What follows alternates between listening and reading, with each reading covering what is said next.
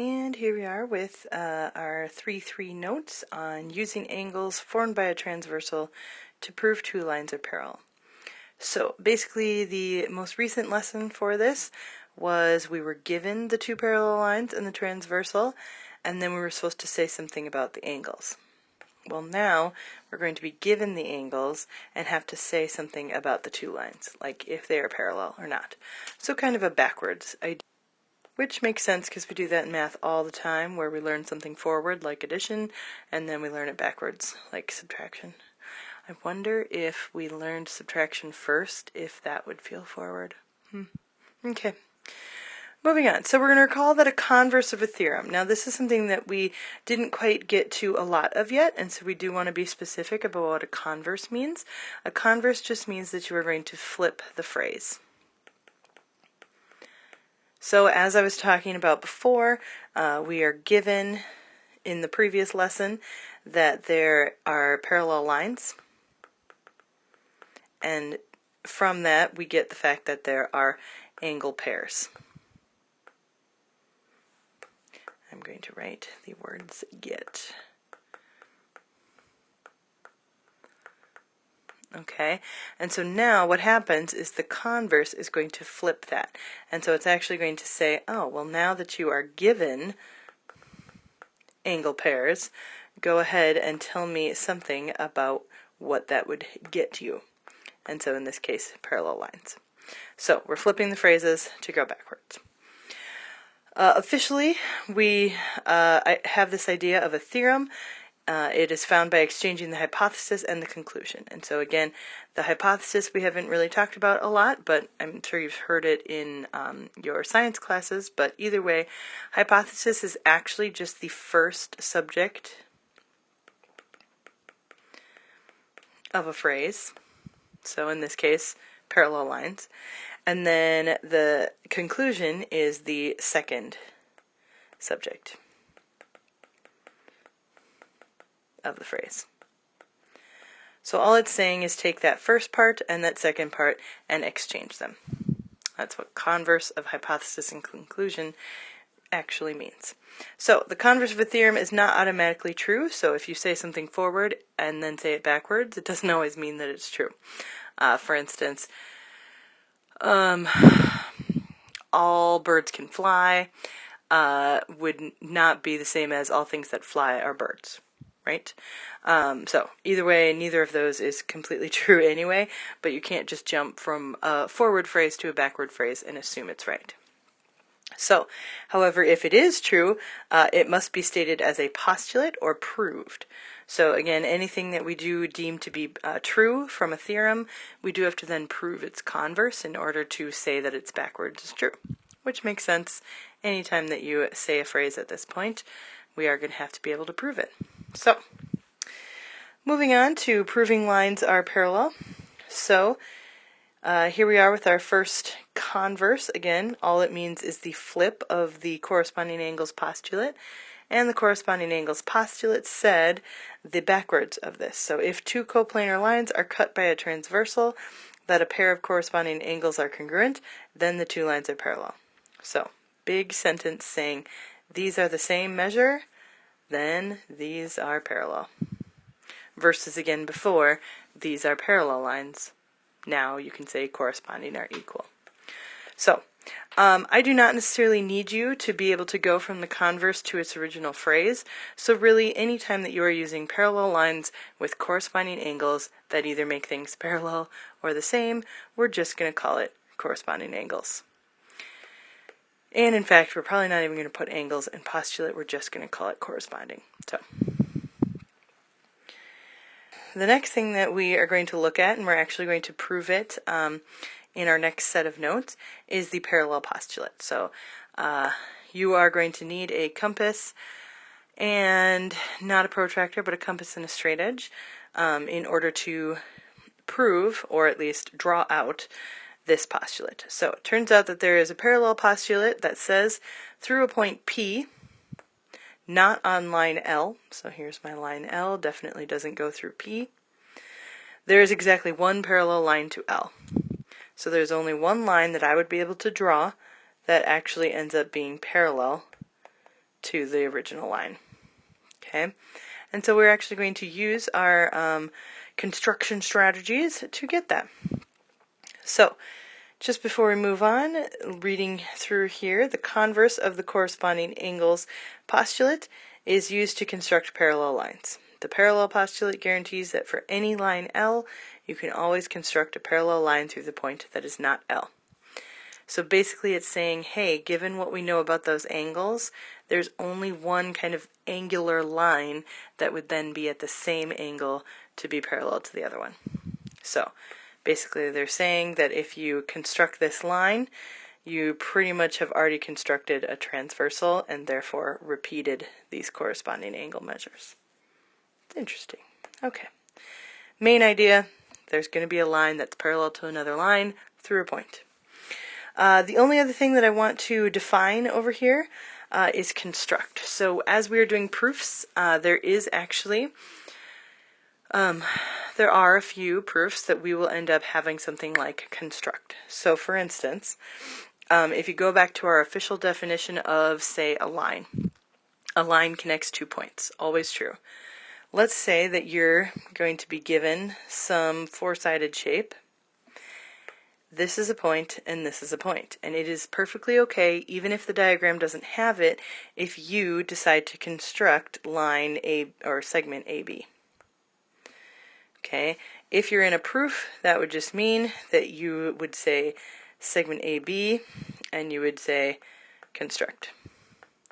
Potentially, so this would be your statement and this would be your reasons. It's actually the definition of construction, but the idea is that you can say that AB exists, and then you could maybe call it its diagonal or whatever it is that you need to do from there.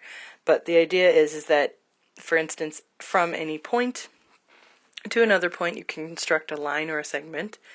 Other definitions go the same way as well. So, for instance, two lines intersect at a point. So let's say that line L and line M are intersecting, and for some reason they didn't put a point here. You can say point P exists on L and M. Perfect, because they do meet. Two lines always meet at a point. So basically anything that's not in a diagram, you can go ahead and add to a diagram if you need to, in order by the definition of construction. So, very interesting. Another thing that's going to happen in our next set of notes is that other than proving parallel postulate, we are actually going to make a list of all of our definitions and postulates and theorems. So you'll kind of have a little running tabulo of what you would be able to use. So that's kind of how I do two-column proofs, is if I'm stuck, I would end up going to this list and say, do I have parallel lines? Do I have corresponding angles? And you kind of look through it as a checklist. It's helpful. All right. So the next thing, and again these will be on our list, are proving lines parallel by the converse of alternate interior angles, and the converse of alternate exterior angles, and the converse of same side interior. So basically all four, including corresponding, of the pairs of angles that we've been working with now can be used to say that something is parallel. The only things that can't be used are vertical angles and linear pairs. So those were also a set of angles that we've talked about, because there is no way, if you have a line intersecting another line making vertical angles, that you could somehow make parallel lines out of that, right? Because vertical angles occur at an intersection, so it's not actually helpful to talk about parallel lines there. The other piece of linear pair is also that it happens at an intersection point, so you can't actually use linear pair in order to say that something is parallel, because it comes at an intersection, which is not parallel. Alright, so we're going to go through and do some proofs here. For instance, this first piece here, we are going to use a theorem that we were just introduced. We're going to prove a theorem that were just introduced. So we're going to prove lines are parallel. So we are going to be given that line P and R are parallel. So P is parallel to R. And that angle 1 and angle 3 are congruent. Okay, so because we know those two yellow things are parallel and those other two yellow things are congruent, we are then going to end up proving that L and M are parallel. So, as you can see, there is this angle 2 here, and so we're going to end up having to have some sort of relationship between 2 and 3, maybe you can see it, and have some sort of relationship between 2 and 1 in order to finalize this proof. So taking a look at this image and then taking a look at kind of this start of a proof, the first thing they're going to tell you is the given. So we can go ahead and say that our reason is given. The next piece is saying that 3 is congruent to 2. So going back to our image, 3 and 2, what relationship do they have? They are alternate sides of this transversal here, and they are exterior. So alternate exterior angles are going to end up being the same measure. So we'll say alternate exterior angles. The next one is identifying the relationship between 1 and 2. So remember that this would be the transversal, and these two lines are made up of intersecting that transversal. Because just to go backwards, the definition of a transversal is that it intersects two lines. So there's our two lines. Alright, so 1 and 2 are then both in the upper left, and so that actually means that they are corresponding. And so because of that, we actually have the fact that 2 and 3 are corresponding, and so now that we know that they're corresponding, we actually know that they're the same length. I'm not loving this proof, but because we just did our theorem, we can then use the converse of corresponding.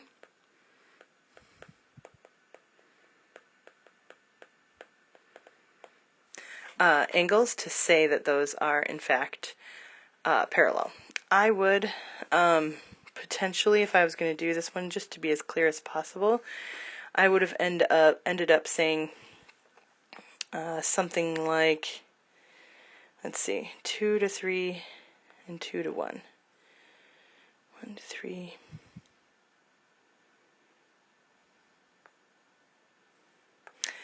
Oh, never mind. I see what happened here.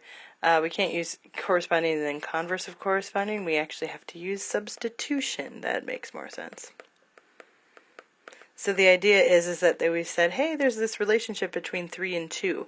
But then what we end up doing is, because of what we said here, we actually just take out the 3's and realize that 1 and 2 are equal to each other. There we go. That's where my issue was with that proof. Okay. So then we move on to the next one here, and we are given that 1 and 4 are congruent, so that's good to know. And then we're given that 3 and 4 are supplementary.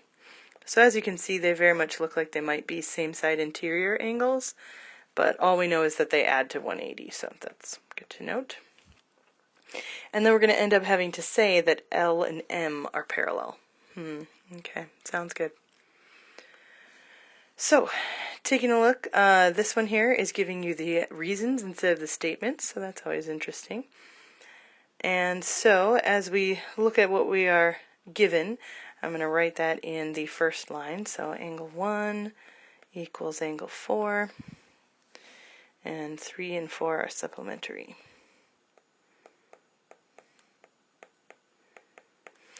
Alright, then we have something that will be happening by the definition of congruent angles. So the definition of congruent angles is kind of that dumb phrase that the book likes to use. So since this is a textbook problem, we're actually then writing congruent, and so therefore equals for this one. Okay. Anyway, then from there we can move on to the definition of supplementary. And so by the definition of supplementary, I know that angle 3 plus angle 4 can equal 180. Good to know. Then I'm going to substitute something in. So notice that there are two 4's in this statement. So I'll probably end up putting an angle 1 in here instead of a 4. So angle 3 plus angle 1 is supposed to equal 180 as well, because we can substitute 1 and 4 for each other. Then we're given vertical angles theorem. So looking back at our picture, notice that 2 and 3 are vertical angles. So we can end up saying that angle 2 equals angle 3 because of vertical angles theorem. All vertical angles are equal. And then we're going to substitute some more stuff. So notice that now I've said 2 and 3, but I have this 3 up here. So I'm going to substitute that 3 with a 2. And now I have angle 2 plus angle 1 equals 180, meaning that they are supplementary. So looking back at the diagram, 2 and 1 are supplementary. 2 and 1 are also inside of these two lines that we're trying to find parallel, meaning they are same side interior. And since we just said that they add to be 180, that is now going to say that line L is parallel to line M, because they were just mentioned as being same side interior and supplementary. So we can go ahead and move on to them being parallel. Interesting. All right. So again, proofs are not exactly the most exciting thing for a lot of people because they're more like a little puzzle. You're trying to find out what piece they are trying. It's like gestures when you're trying to like get someone to get the name of something by just, acting out no words. So if you don't like games, this is not going to be your thing, but we're still going to have to be able to get there. So there we go.